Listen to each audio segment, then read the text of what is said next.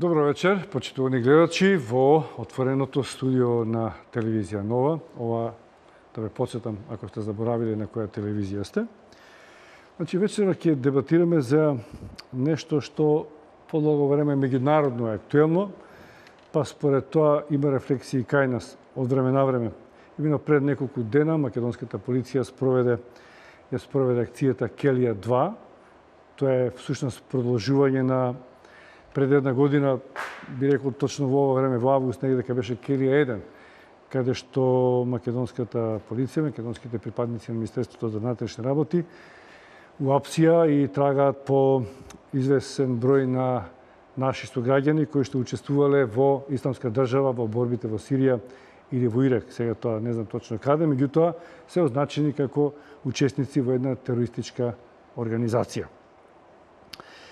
Прашањата што се наметнуваат се зошто овие луѓе од овие простори заминуваат и се придружуваат на Исламска држава, како тоа да го спречиме, какви последици може да има по Македонија и по регионот, дали тоа ќе продолжи или не. Ево ова се неколку прашања, веројатно ќе произлезат и многу други, а ќе разговараме со нашите гости, господинот Рамадан Рамадани, добро вечер, политички аналитичар од Институтот НИСМА, и универзитетскиот професор Златко Кесковски, кој два пати бевте веќе тука, господин Кесковски? Да, во ваш втор пат, така. На слични теми, безбедносни. Еве, со вас, бидејќи сте професор за безбедност на некој начин, веќе беа означени овие луѓе како опасни по безбедноста на Република Македонија. Дали е така и зошто?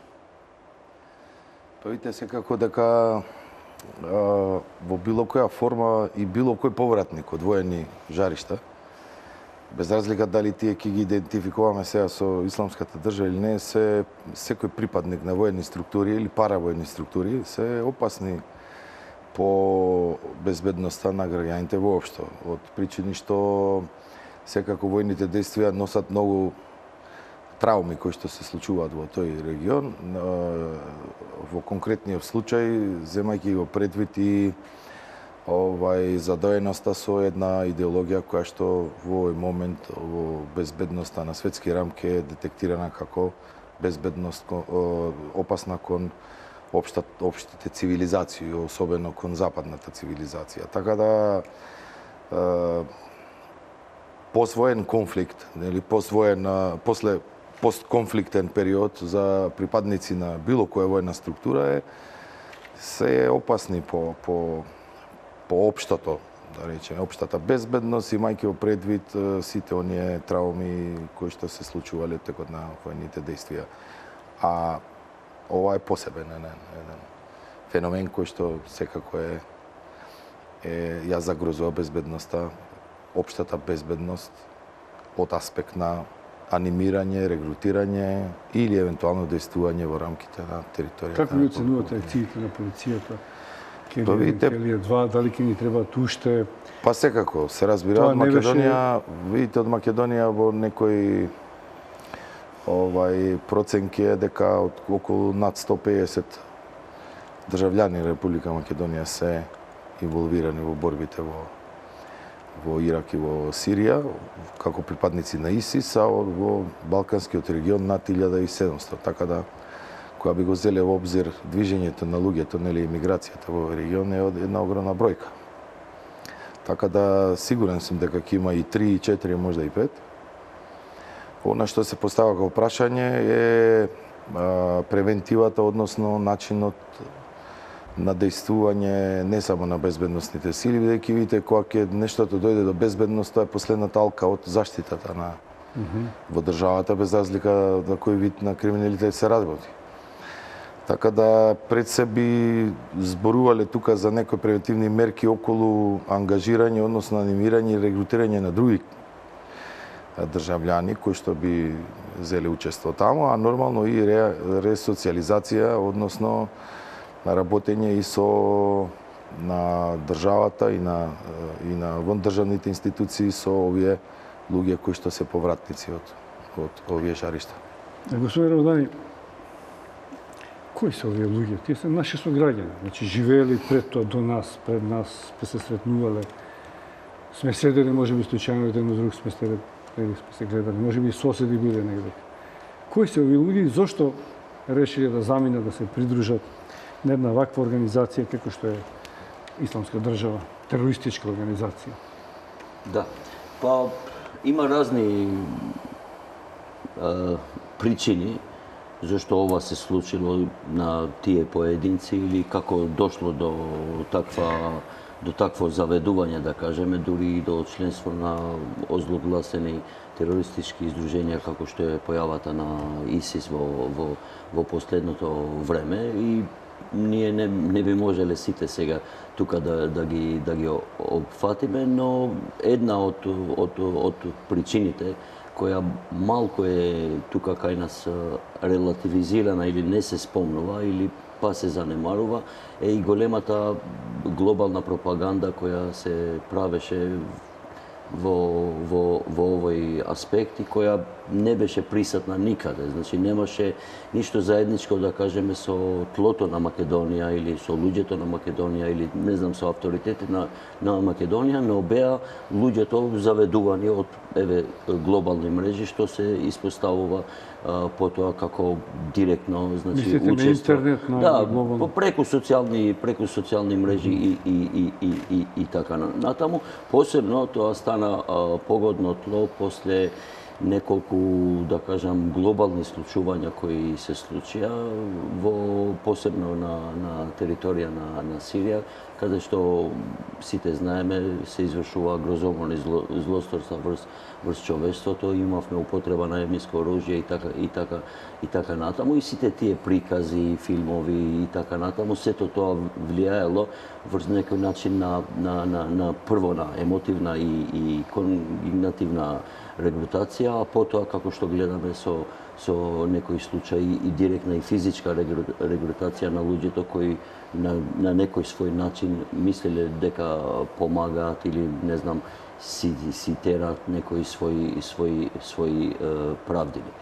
Она за што би требало ние тука да збориме, чисто за појаснување, значи ова не е само тероризам или членство во терористички организации. Ние, како што знаете, од пред скоро сега е 2 години дена, имаме ново кривично дело во Република Македонија, а тоа е учество во странски војски, паравојни формации, не го знам под полниот назив на овие акции се резултат на овој закон.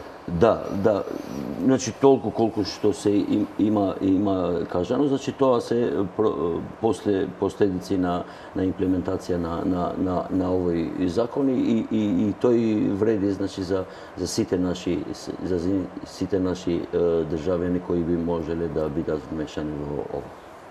Но господин Рамадани, размислувам повеќе човечки, не само како новина, како еден општествен феномен.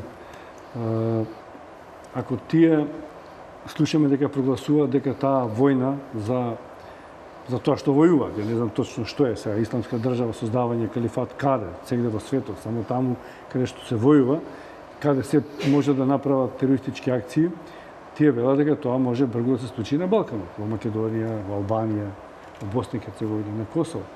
Некои од тие луѓе тоа го зборат оние кои што живеат тука, кои што заминале од тука. Не дека не сме сведоци дека на Балканот имаше братоубиствени војни и досега, и илјадници луѓе загина и се оселија, но таква една суровост каква што како пропаганда ја прават сме гледале, мислите дека тие луѓе способни да ги прават на своите сограѓани тука? Па, значи, за суровост да не забораваме, денеска е денот на Сребреница и ние веќе имавме исто наголемо слична суровост, но работа е со контекстот. Значи, според тоа што е обзнанено конкретно од таа организација, тоа е политички проект кој им успел, значи, во некои војни жаришта, при што настанало хаос. Вие знаете контекстот како тоа се случи со повлекувањето, значи, на тие луѓе прво од Ирак, па од своја изгубија големи предели таму, па се вовлекоа во војната во Сирија и практично тие не ослободија ни еден град или предградие од режимот, туку од веќе ослободеното, значи од луѓето, мештаното население кое беше млако организирано во смисол на политичка и вооружена опозиција на тамошниот режим, и тоа беше тој политички проект кој за нив, значи за прво, како што знаете, Ишиде Кратенка од Исламска држава во Левант и во Дамаск, значи во Сирија и во Ирак, тоа е првиот нивен назив, и потоа, значи потоа се стремеа кон еден глобален феномен. Она со што Балканот располага во моментот, како да кажеме добро во лошото, е дека во Балканот се уште, значи контекстот е друг на други нивоа, значи пред се политички, етнички и така натаму, и нема таков контекст, а да не заборавиме во тој контекст тие немаат, значи ни капацитет, ни знаење, ни можности да влијаат или да направат нешто, а тоа најповеќе се илустрира дека од 3-4 декларации кои ги има посебно за овој наш предел, заканите претежно беа насочени кон луѓето кои се муслимани, но според нивно учење, значи се отпадници од верата, почнувајќи од верски лидери, па завршувајќи и со некои политички лидери, и последно, како што се обзнани во јавноста, беше една директна смртна закана кон бившиот муфтија на Санџак во Република Србија, сега пратеник на парламентот во Србија, господинот Моамер Зукорлич, значи директна закана по име, презиме, со слики и не знам како. Ова само за илустрација дека контекстот, значи нивен е сосема друг за тука кај нас. Професоре, кој е вашиот став? Која е исламска држава? Што е исламска држава? Почна како воена организација, исламска држава, терористичка организација, има локални цели еретички муслимански, или како што рековте преска, таргет им е политички западот. Значи видите, исламска држава е феномен во терористичките организации. Во принцип, дејќи во историјата на тероризмот единствено исламска држава и Боко Харам владеат со територија, односно се залагаат да завземат територија која што не е автохтоно нивна, нели? И тоа е еден феномен во рамките на дејствувањето на тероризмот воопшто.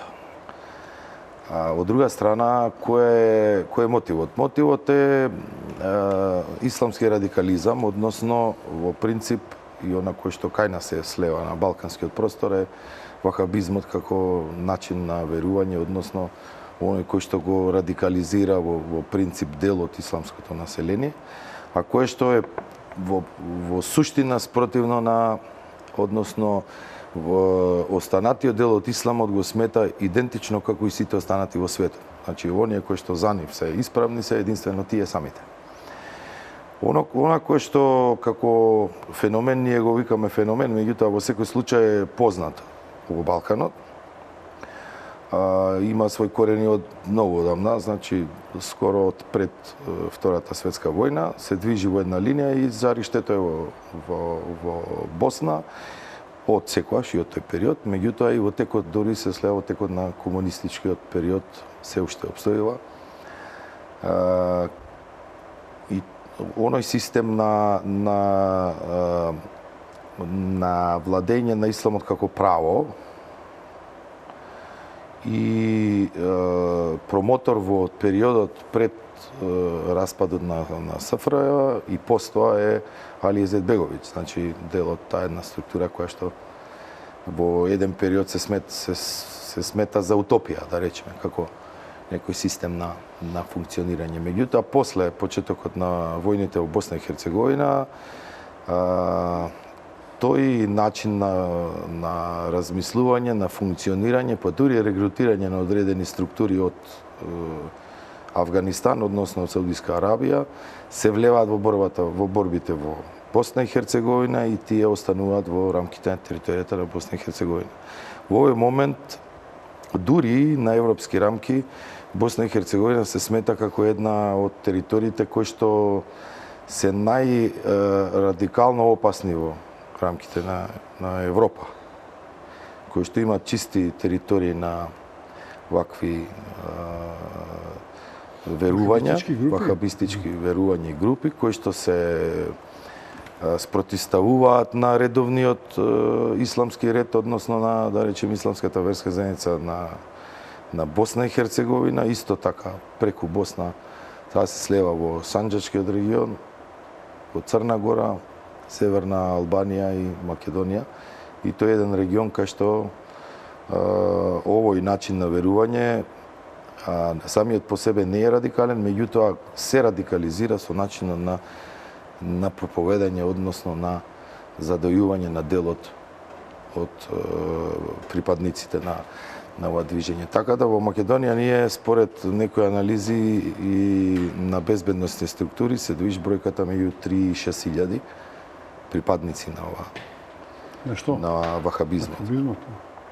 Така да, како што и колега претходно рече, заканите се упатени не само до муфтијата во Санџак. Ние имаме континуирано превземање или делегитимирање, легитимирање на одредени структури во рамки на Република Македонија и проблеми внатре во рамките на исламска верска заедница.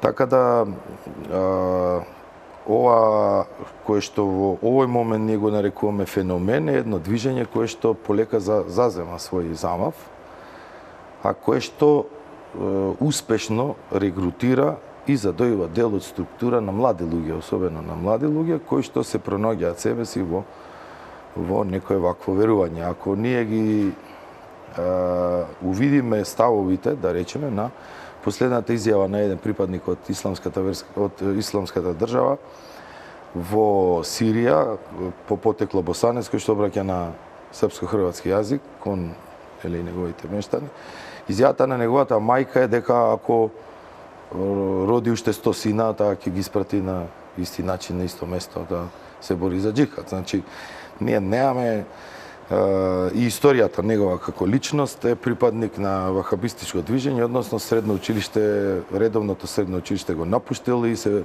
приклонил кон училиштето на вахабистичкото движење. И тоа е она кое што во суштина како жариште ние имаме негде 2004 година една големо масовно апсење во Босна и Херцеговина на една група од вахабистичкото движење, кој што беше во рамки на некаква енклава, односно собствен систем на функционирање, на образование и така натаму, кој што беше сузбиен во тој период во Босна и Херцеговина, а фактот дека во сите познати терористички акти досега од поголем размер, значи земајќи го предвид од Американската амбасада во Најроби, нели, до 9/11 во Њујорк, Мадрид, Лондон, Париз 1, Париз 2, сегде се уклучени директно или индиректно во организацијска или во извршители, во директна смисла се припадници на овие движења кои што се држављани на Босна и Херцеговина. Така. Ќе продолжиме и за ова. Пред да го слушам Рамадан и кој е неговиот став околу ова, доколку има да дополни нешто и да продолжим со прашањата, одиме со првиот блок.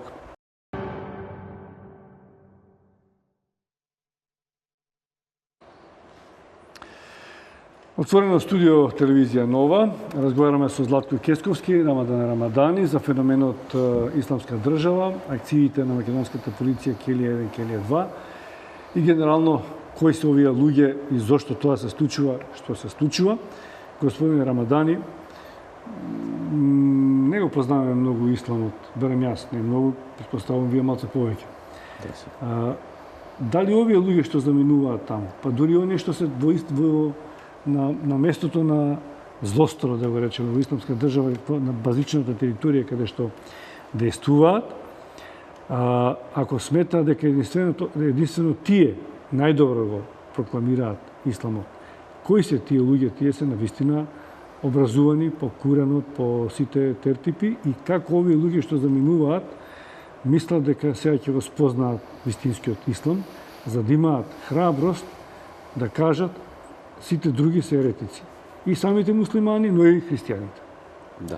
Значи, она феноменот, да ги наречеме работите, феноменот што се случува претежно кај ниве е што екстерминираат луѓе од своите заедници, тоест тие кои што не веруваат или не действуваат на начин на кој што тие тоа го прават, тие ги сметат за неверници. При тоа нема никаква друга категоризација. Значи, за нив и муслиманите во Медина, во една од светите места на исламот, го заслужиле тоа што им се случи некни исто при некој самоубиствен напад која имаше жртви во самото свето место, но нема некоја директна корелација за да наречем дека има некое верување или општествен смер или верувачки смер теолошки смер во исламот што има директна врска со нив. Да не забораваме, значи прво треба појаснување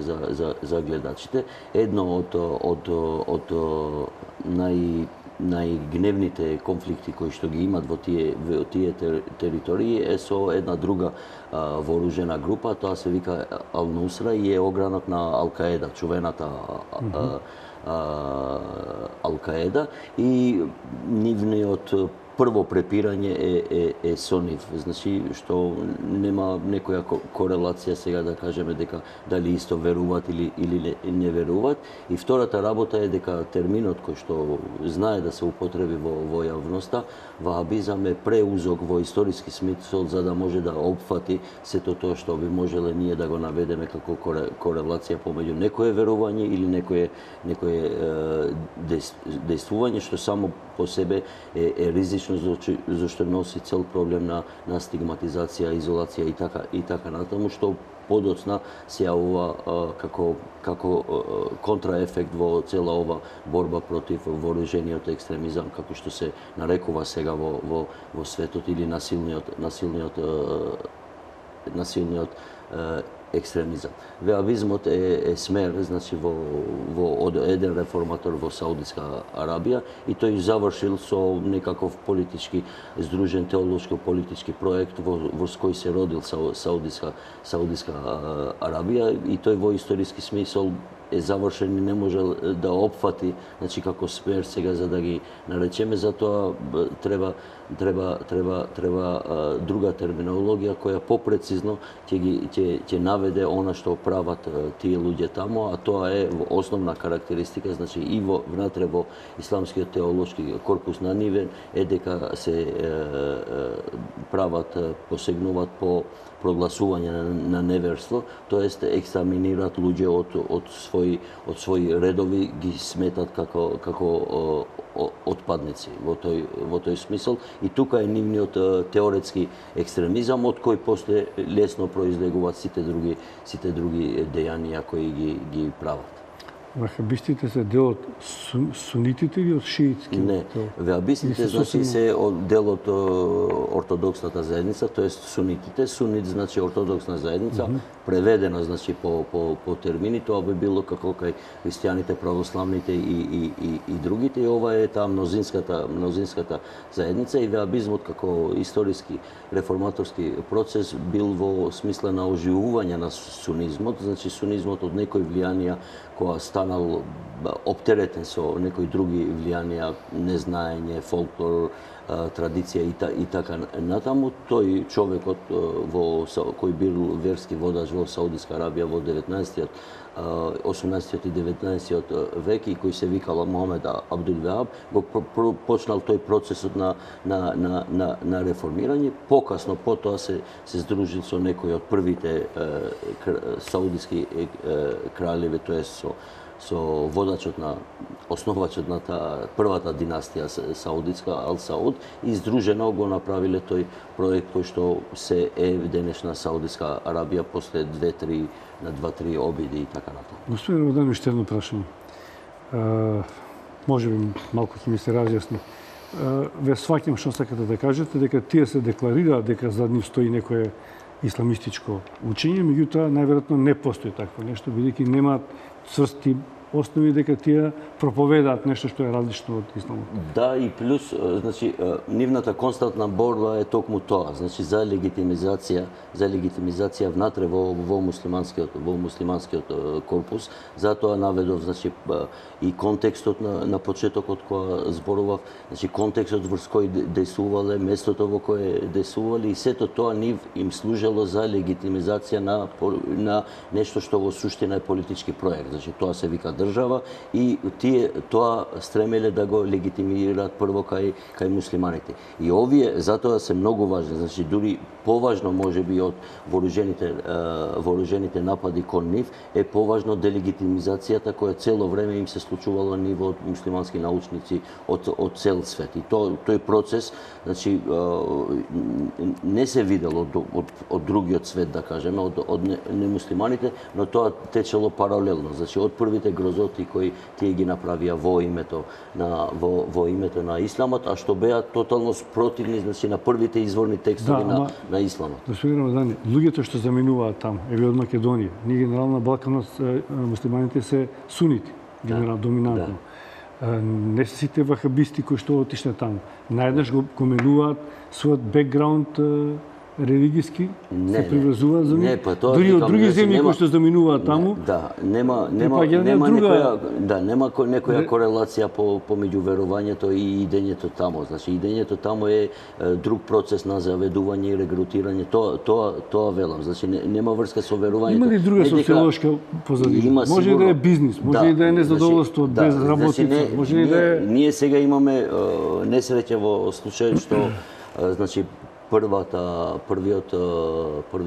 првото судење заврши така со спогодба со обвинителството, па јавноста нема прилика да знае повеќе детали за сето тоа што се случувало околу врбувањето, регрутирањето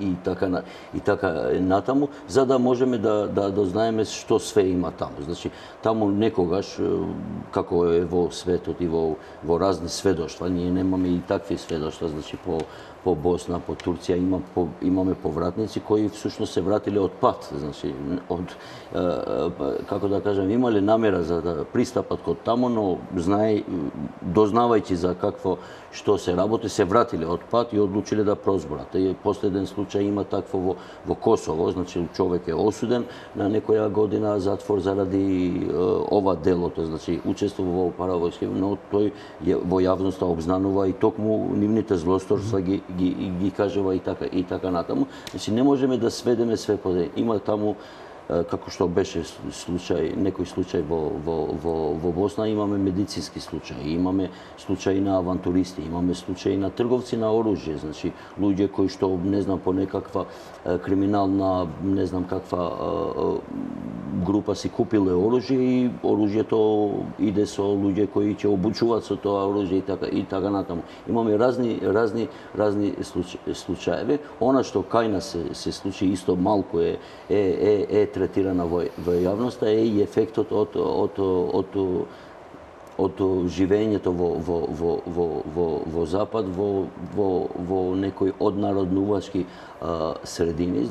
Имено 2-3 случаи за кои се знае јавно на погибија на наши државјани од тука, од Македонија, се луѓе кои што се од тука, но никогаш значи не живееле тука, цело време живееле на Запад, таму под разни влијани и пропаганди, на некој начин се отуѓиле или однародиле, како да. Господин Кесковски, сепак и покрај ова што го говори господинот Рамазани, има еден факт дека оние кои што ги извршуваат терористичките напади, не само оние војниците таму кои што колат или војуваат нормално, да кажем, најобично, се самоубици. За самоубиствен напад, ми се чини дека треба одреден фанатизам верски да постои. Или некаква друго верување кое што ќе те натера да се го одземе животот, а при тоа да уништиш голем број други животи. Видите, значи, верувам ќе се согласи со говорникот, значи, испревртување на суштината на филозофскиот смер или пат на исламот. во радикализација. Значи, онај филозофски дел на секоја религија, религиите во принцип се филозофии, е испревртен со толкувањето на делот Куранот. Значи, можда и подлабоко може и колега да ни каже околу тоа, меѓутоа, начинот на проповедање, на задојување, на создавање на омраза кон останатиот дел од светот. Значи, ова е група на луѓе која што треба да се изолира од комплетниот друг цивилизацијски дел во светот. Значи, без разлика дали се муслимани, дали се христијани или будисти или било кои други. Че ова е една група на луѓе, би ја нарекле група на луѓе, кои што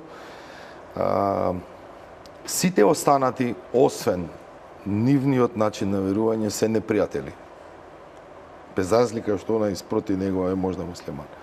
И во овој момент најголем број на жртви на исламската држава се муслимани.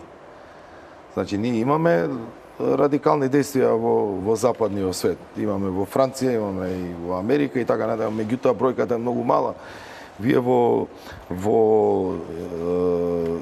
Ирак, во Сирија, имате секојдневно по над 100 жртви кои што се муслимани, без разлика дали се сунити или шиити, тие се муслимани. Така да воопшто ние не дискутираме сега околу исламот како религија. Ова е една група на луѓе која што е веројатно издејствува на некаква девијација во нивниот начин на размислување, створена омраза кон останатиот дел од светот. И врз таквиот начин на задојување и стварање на омраза до оној момент да идеолошки се пронаоѓаат во ова верување.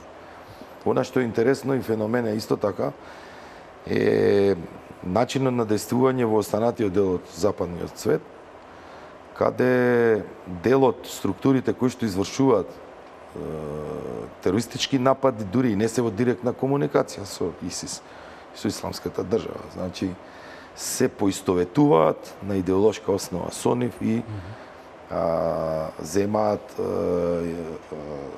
под своја одговорност и под своја идеја да извршат некаков акт кон останатиот дел од светот. Последниот таков пример беше во Соединетите Американски држави, каде што беа убиени на 20-тина луѓе на Божичната вечер. И нотиран беше фактот дека тие се идеолошки припадници на исламскиот радикализам, меѓутоа не се во директна корелација, односно комуникација со исламската држава. Така да, социјалните мрежи, начинот на комуникација, прибивање на информации, задојувањето во овој момент не е само стар систем на действување, значи на директно, непосредно вако ова анимирање, него веќе социјалните мрежи се оправат своето и ние се соочуваме со еден феномен кој што во овој момент не мора да значи дека организирана група, него може да биде и поединец кој што е задоен за базата пред да стучне во исламска држава, значи на лидерството во тероризмот го преземе Ал-Каида. Тоа е нешто што не е ново во теоријата и во праксата на тероризмот. Моите скромни познавања Ал-Каида, вие на почетокот може случајно може не споменавте дека во нивните действувања делумно, освен што најмногу сега има жртви муслимани во действувањето на исламска држава, во времето кога почнуваше Ал-Каида не беше така. Таа беше, ми се чини, по-класична терористичка организација, која што доаѓаше од исламскиот свет, но имаше некоја идеолошка матрица и беше главно насочена кон американскиот и западниот империализам. И сакаше да го спречи како политичко действување во тој дел од светот. Ал-Каида е организирана во Авганистан од страна на структура на Бин Ладен, односно на една емиграција на верски војници во рамките на талибанското движење, односно на отпорот кон руската држава. Тогаш и соборување на еден режим и на нивно место дојде талибанска држава како водач. Талибанците не се исто што и Ал-Каида, значи тие се две различни структури. Талибанска држава, исламска држава, со свој шеријат и така натаму, начин на функционирање и действување, мислам дека по-релевантен во тие прашања. Меѓутоа, не, осмачите Ал-Каида се саудици. Значи, тие се саудици кои што се борат со собствени сили, односно собствена организација на воена структура во рамките, односно заедно со талибанците против руската окупација тогаш и влијание во Афганистан. Меѓутоа, во еден период талибанците, односно талибанската држава им дава сигурност и територија за да можат да се организираат, да создаваат, да се стремат за поголемо организирање околу оние идеи кои што ги имале тие секако се истите како и овие на исламската држава. Значи, таргетот Ал-Каеда е класична терористичка организација како исламска држава. Меѓутоа, немаше своја територија. Нивните дејствувања беа насочени исклучиво кон западната цивилизација и не само кон Америка како држава, меѓутоа главниот таргет беше американската држава како најголем условно противник и уништувач на исламскиот свет. Со војната во Ирак, паѓањето на талибанскиот режим, нели во Афганистан, нели после 11 септември, по убиството на Бин Ладен заакна едно движење во Ирак од така наречениот Ал-Багдади во тој период, кој што ја создаде во суштина линијата на формирање на оваа исламска држава. Во исто време, огранокот на Ал-Каеда, како што и во претходната емисија со вас реков, се створи еден судир помеѓу овие две структури во рамките на дејствувањето во Ирак и ривалство помеѓу себе. Меѓутоа, во еден период и Ал-Нусра се приклони кон исламска држава и таа во овој момент функционираат во... Веројатно затоа што... Сега ратуваат. Сега во овој момент, меѓутоа во еден момент беа во заедничко Ова Ал-Каеда со исламска држава, да, во Сирија едно тоа го спомнав, едно од најчестите конфликти и препирања за територии всушност е меѓу тие двете организации сега кај опозицијата, значи. Ја сега читав дека син на Осама Бин Ладен и покрај обидите повиците за помирување на овие организации, дека најавува повторно реактивирање на Ал-Каеда. Да, ама не со овие, значи, да. Тие ривалство е создадено ривалство, секако, и постои тоа ривалство помеѓу овие две организации во принцип за водството на овој начин, односно и систем на верување во рамките на светските текови, нели? И тоа е, пошто во еден период приматот го држеше Ал-Каеда, во овој период е занемарена Ал-Каеда и скоро е на маргините во визави дејствувањето на исламска држава. Од време на време се јавуваат, нели, акции кои што се подкрепени од Ал-Каеда, особено крилото во Јемен, меѓутоа во секој случај исламска држава е во овој момент една водечка терористичка организација во рамките на исламскиот радикализам. Одиме, почитувани гледачи, уште малку реклами, се разбира, потоа се враќаме да објасним уште некои дилеми што јас ги имам како прашања, а претпоставувам дека тие соодветствуваат и со вашите дилеми околу овие терористички активности на Ал-Каеда, на исламска држава, Ал-Нусра и така натаму.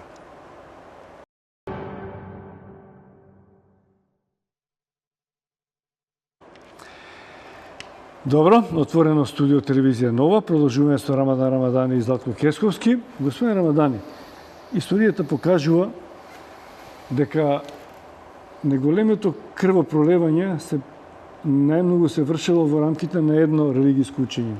И во христијанството, меѓу католици, протестанти, меѓу христијани, па дури подоцна меѓу христијани и муслимани из време на крстоносните војни.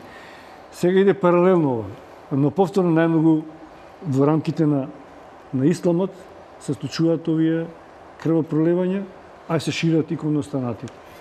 Каков е тој историски феномен на омраза внатре во една религија Не. А Господ е еден. Да, Господ е еден, но тука се случува тоа што малку го напоменува трката за легитимација, водена од разни контексти кои пред се политички. Ние имаме имавме и вакви појави, како што знаете, од неверски идеологии, да не заборавиме, значи во овој век првите бомбаши самоубици кои еве во некои краишта како што е во Турција уште се од комунистички побуди и така натаму. Значи не е тука све на религијата или некоја верска позадина. Она што се случува сега во светот, ние не треба да го заборавиме при нашите анализи секогаш, е процесот на глобализација. Значи порано луѓето дознавале за странска војска дури кога им дошла во нивното село. Значи сега има други параметри и за брзината на информацијата и за непропорционалноста на силата и насилството и така натаму, и сето тоа сега е, како да кажам, најголема грижа на муслиманите, кои што треба некои своји процеси на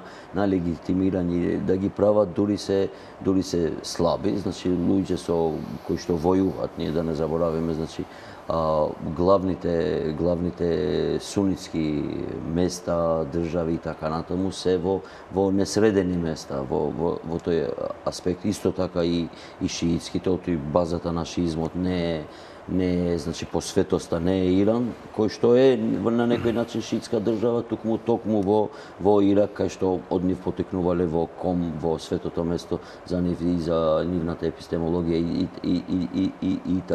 и така натаму. И сето тоа треба да го пребродат, значи сето ова, дури се во еден свет со сите други. И сега замислете, значи трае една препирка, да ја наречеме така, помеѓу два муслимани, сега виртуелно карикатуризирам за да се потрудам да објасним. Умеѓу време има уште тројца јабанџии, да кажеме, кои што сето тоа го гледат, пола разбират, пола не разбират што се случува, одеднаш гледат експлозии, крвита и така таму.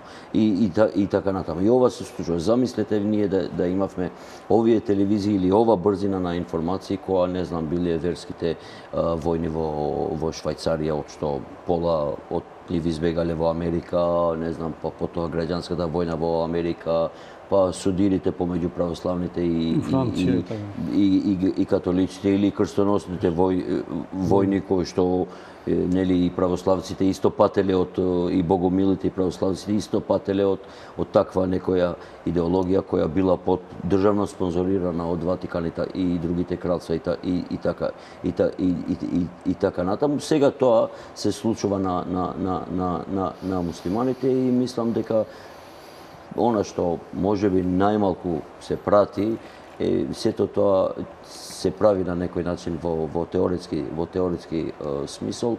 Веќе се водат некои академски дебати околу ова, посебно во ова преиначат, значи да кажам големите муслимански држави, тоест тие кои што имаат таков капацитет, тоа се Саудитска Арабија и Турција, но и другите како што е Египет и ред други кои што можат стварно да произведат, значи интелектуален кадар кој што ќе им ги обзнани овие работи, ќе им ги разјасни овие работи на муслиманите. Господин Кесковски, секојаш има зад ваквите војни во ово современи век во кој што живееме, а не во 17 од 18 век, па и тогаш. Има и други интереси. Да. И поголеми држава исто. Така? Да. Некој кој што сака да профитира од овој судир на муслиманите. Да, прво видите. Иако има жртви и по него. Да, значи прво вака, би се надоврзал бизнисите големи. Се надоврзал на колега Рамадани. Ние живееме во европска цивилизација и нормално јако сме многу поблизу до исламот како луѓе кои што секојдневно живеат до нас, визави западниот свет, да речеме, кои што сте староседелци, односно се автохтони во држава веќе повеќе од 500 години, така да ние имаме проблем да тој момент го разјасниме помеѓу себе, имаат муслиманите проблем да го исчистат, односно да го, не знам, да го како то да го наречам, да го софистицираат во смисла на разбирање на исламот. Ја мислам дека кај нас многу голема улога во овој момент треба да одигра исламската верска заедница околу спречување на оваа тенденција која што е тема денеска, нели, тоа е регрутирање. Околу глобалните или геостратегијата или геополитиката на исламската држава, видите, ако земете во обзир дека исламската држава успешно се спротивставува на нападите на Русија како една изузетно јака воена сила, која што во овој момент е неразјаснето дали е прва или втора, и сириската војска заедно, па добра скоро една година. Од друга страна се јави и Соединетите Американски држави со дел од, нели, имаше неколку пати бомбардирање на цели во исламска држава од страна на Соединетите Американски држави. Да, заедно со Сега се постават прашањето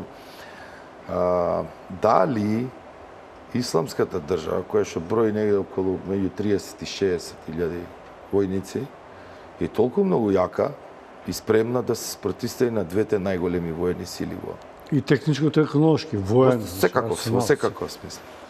Во секаков Да. смисла. А од друга страна, што се случува во суштина? Во суштина се случи оно што денеска ние го гледаме во Европа. Значи, после почетокот на злосторствата кои што ги создаде исламската држава, а тие злосторства се беа упатени кон недолжното цивилно население. Се рефлектира со бегалска криза. Таа бегалска криза прво во Турција, во една огромна бројка, и потоа селективно кон Европската унија. Таа бегалска криза веќе трае 1,5 година. Меѓутоа, ако ќе видите дека во оваа 1,5 година Европа како заедница, значи Европската унија воопшто и Европскиот континент воопшто, по почетокот на бегалската криза е се пораздвоена, односно се повеќе ги гледа националните интереси визави интересите на Европската унија. Ќе увидиме дека уствари бегалската криза или рефлексиите на действувањето на исламската држава се вирус врз функционирањето, јачината и растењето на моќта на Европска унија како една трета сила во светов и на политички, па можда со тенденција дури и на разедување на моќта на Европската унија. Точно, вирус, значи се пушти заболување кое што ја раздвои. Кој го испрати тој вирус? Па сега видите, ако действуваат од најголемите две светски сили и не може да се уништи, а истата таа произведува, нели, една криза која што директно влијае врз единството на Европска унија. Тоа сме сведоци сите, нели, со бегалската криза, тогаш ќе дојме до една геополитичка и геостратешки движења кои што, значи, вие само ево и вие гледачите размислете каква беше моќта на Меркел пред почетокот на бегалската криза, во светски рамки и каква е денес. Имаме во меѓувреме Брексит, имаме многу случувања на разединување, односно ослабување на моќта на Европска унија визави Америка и Русија.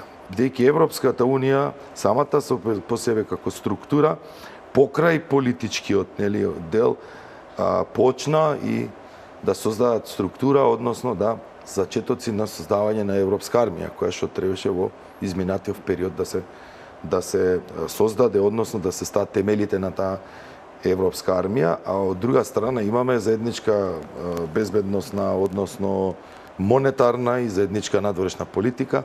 Ако имаме заедничка одбранбена политика, вие в Европска унија комотно ќе можевте да ја споредите со Соединетите Американски држави по начин и структура на функционирање. Во овој момент Европска унија функционира толку многу разединето, а основниот вирус за таа разединетост е бегалската криза.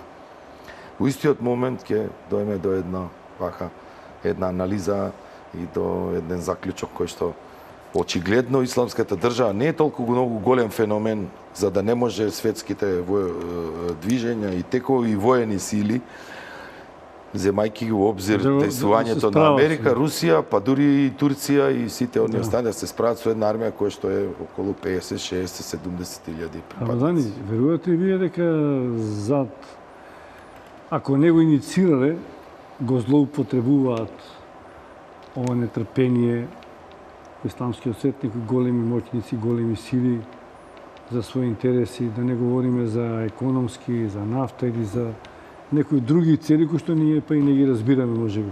Не, значи, Дали се нема таква конспирација, има последици од нешто што се случува, значи во секое зло што се случува може многу други околности ќе профитираат од тоа, било тоа некогаш не знам да е Иран, некогаш некоја друга велесила и така натаму, но основниот проблем е друго. Значи во Сирија, значи и пред појавата на исламска држава имаше режим кој што направи геноцид врз многу недолжно население и прва беше Америка и внатрешната сириска опозиција која почна режимот.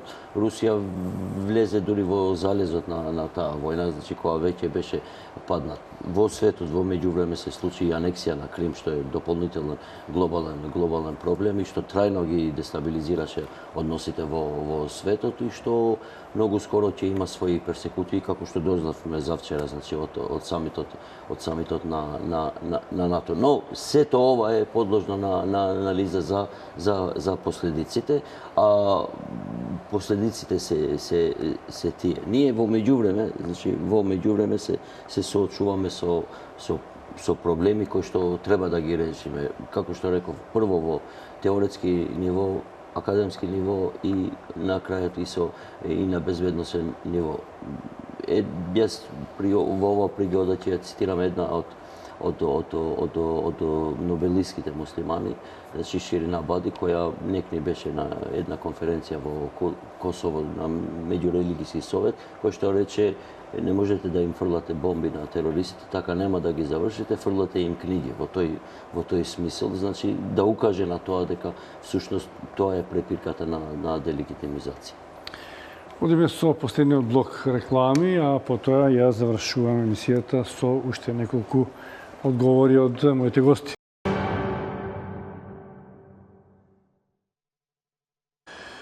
Емисијата насловивме колку келии во наводници ни требаат за борците на исламска држава. Господине Кесковски, келија 1, келија 2, рековте може да има многу, голем број на наши сограѓани се веќе таму, многуме не се вратени, не се само десетина тука веројатно. Што да очекуваме од нив, дека може да се организираат и како превентивно прво да ги спречиме луѓето да заминуваат? Веројатно е потребна поширока општествена државна акција на сите структури и држава, и исламска верска заедница, и други невладни организации кои што требаат, вели Рамадани, книги, на некој начин на тие луѓе да се одвратат да заминуваат. Прво вака, земајќи ги во обзир примерите, односно анализите на Европската заедница, како превентивно действување врз радикалните структури на исламот, односно повратниците или центрите за регрутација, доведа до заклучок дека репресивните мерки кои што се превземаат и кои што веќе имаме една судска разрешница околу припадници од таквата терористичка структура во Македонија не донесоа резултати во рамките на ова е суштинска анализа во Франција, која што после 5 години заклучокот е дека најголема регрутација во принцип се врши во затворите. Значи никакви превентивни, односно мерки на заштита од оваа структура во суштина не се случи со репресивните мерки кои што се превземени од страна на државните органи.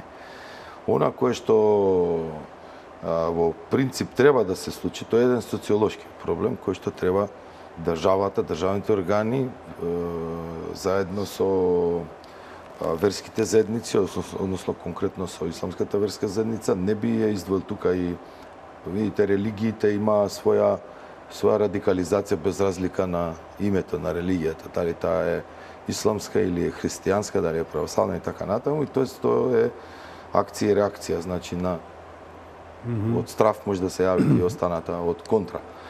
Така да треба да се работи во суштина превентивно, бидејќи јас сум безбедњак. Безбедноста е последна талка, како што и почнав, така сакам и да завршам. Ако ние дојдеме до безбедносните структури, безбедносни мерки, тоа значи дека веќе е опасноста тука, односно дека не се добро справила државата со сопствените институции, а и вон државните институции со феномените кои што се проблем на во денешница. Од туку дошле до разрешница, односно безбедносните структури и служби да ја завршат својата работа како последна инстанца на државата. Јас би рекол дека во секој случај треба да се влијае и врз образовниот процес, и тамо врз околината, семејството,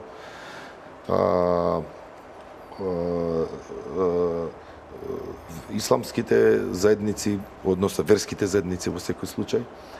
Се повеќе комуникација помеѓу себе на една на помлада возраст, запознавање помеѓу себе, запознавање и на сопствената, меѓутоа и на религијата од своите блиски комши и непосредната близина, така да сепак овој проблем и овој начин е социолошки и не би рекол дека безбедноста може превентивно да делува. Поголемо дејство има социолошките начини на действување, во некој што ги спомна претходно. Рамадани, за крај, како да се спречат овие луѓе? Дали верските лидери, луѓето кои што работат со граѓаните, може да забележат, дали се отворени да им придат некои луѓе кои што може имаат дилеми? И како вие гледате дека превентивно може да се мислам дека треба што повеќе во општеството да се праќат пораки кои што ќе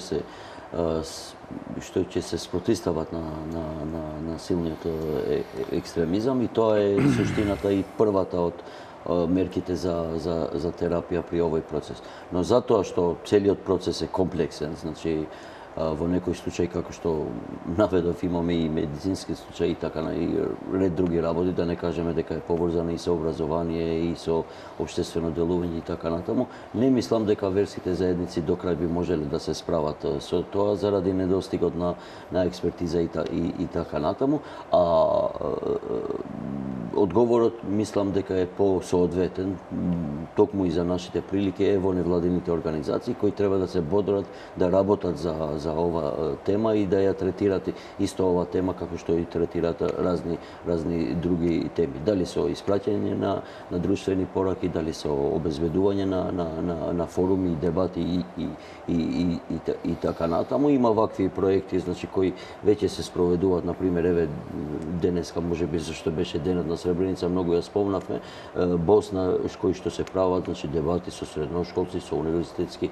и така натаму. Општо во општеството и тие се јавно достапни, значи и за медиумите, чисто луѓето да се искажат што мислат, како мислат и така натаму, значи и за локални и за глобални теми. Сето тоа произлегува на некој начин укажува на луѓето. Исто така и осознавањето со религијата и својата и на другиот е една од мерките за превенција